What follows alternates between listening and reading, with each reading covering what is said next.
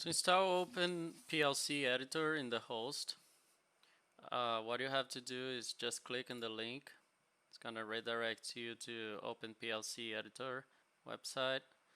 Just click right here below this picture, and then you should be able to download it.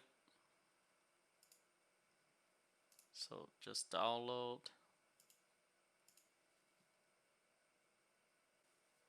So after you download, go ahead and extract it, and then double click and find the OpenPLC editor.